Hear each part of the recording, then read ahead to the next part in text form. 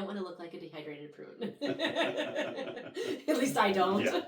No, that definitely wouldn't be good. So, with the psychological hunger and the different things, what's very interesting is the World Health Organization recently added with the determinants, the social determinants of health, isolation. So through a COVID experience of everybody being isolated and away from people and having that limited social interactions, overeating and weight gain skyrocketed.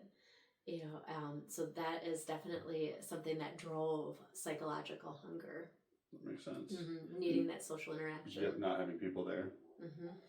We need that connection with people. But interesting that I think that a lot of veterans can experience is that need for purpose. Yep. Especially after being medically retired. Getting medically retired and not having a choice. Yeah. And you go from having a standard set of this is X, Y, Z, and this is what's going to happen, and going to not having any of that, no structure anymore. So you got to create it. So yeah. But that's a challenge. That's a challenge to create that structure. Do you have any recommendations to help?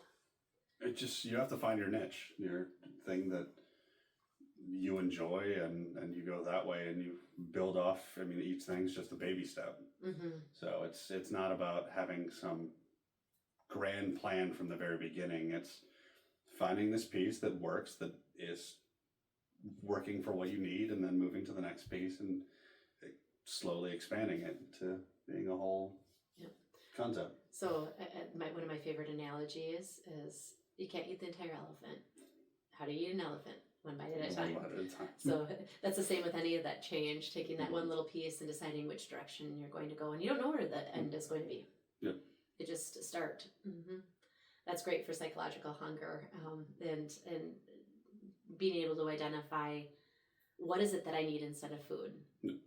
And what would be that next step, which next week we'll talk about some of those options and dive a little bit more into it. But okay, so I need to regroup.